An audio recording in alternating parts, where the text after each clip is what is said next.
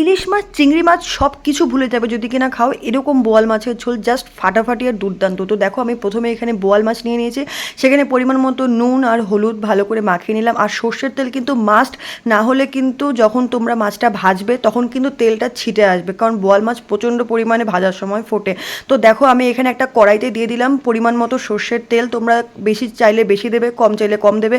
প্রথমে আমি আলুগুলো ভেজে নিলাম, তারপরে দিয়ে দিলাম হলুদ এবং নুন দিয়ে ভালো করে বেশ কড়া করে আলুগুলো ভেজে নিতে হবে। এরপরে এটা ভেজে নেওয়ার পরে তারপরে ভেজে নিতে হবে সেই নুন হলুদ আর তেল মাখিয়ে রাখা বোয়াল মাছটা।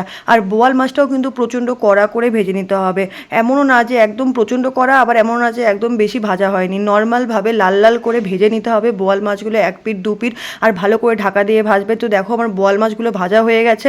এরপরে এখানে কোনো রকম কোনো ফোড়ন দিতে হবে না, দিয়ে দিতে হবে পেঁয়াজ বাটা।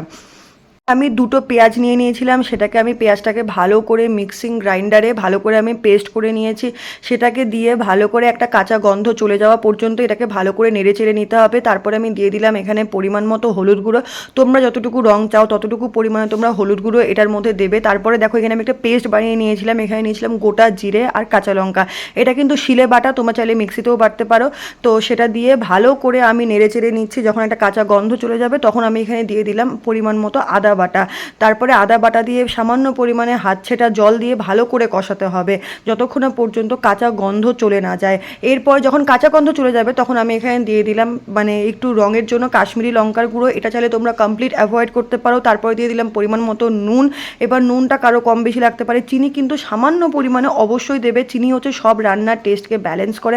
তারপরে আবার সামান্য পরিমাণে হাত ধোয়ার জল আমি এখানে দিয়ে দিলাম, দিয়ে নিয়ে এবার ভালো করে ঢাকা দিয়ে ভালো করে ফোটাতে হবে যতক্ষণ না পর্যন্ত তেল ছেড়ে আসে। তো দেখো কি সুন্দর করে তেল ছেড়ে এসছে।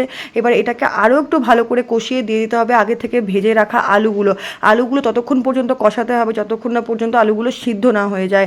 এবার ভালো করে জল দিয়ে আবার ভালো করে দেখো আমি একটু ফুটিয়ে নিচ্ছি বা কষিয়ে নিচ্ছি, ঢাকা দিয়ে কিন্তু কষাবে। তো দেখো আবার কি সুন্দর তেল ছেড়ে এসছে। এবার এখানে দিয়ে দিচ্ছি আগে থেকে ভেজে রাখা বোয়াল মাছগুলো কিন্তু ঝোল টকবক করে ফুটে উঠলেই তোমরা দেবে, তার আগে কিন্তু দেবে না। দিয়ে এখানে সুন্দর করে ঢাকা দিয়ে কিছুক্ষণ এক পিঠ দু পিঠ ভালো করে 5-6 মিনিট ধরে ফোটাতে হবে, ফোটালেই রেডি তোমাদের বোয়াল মাছের ঝাল। কোনো রকম কিন্তু গরম মশলা বা ঘি কিচ্ছু দিতে হবে না, একবার এই প্রসেসে করে দেখো রসুন ছাড়া, জাস্ট দুর্দান্ত খেতে হয়, আমি কথা দিচ্ছি মুখে লেগে থাকবে। তো দেখো আমি যখন বোয়াল মাছগুলো বের করছিলাম কত সুন্দর হয়েছিল, ভালো লাগলে লাইক আর সাবস্ক্রাইব করে দিও।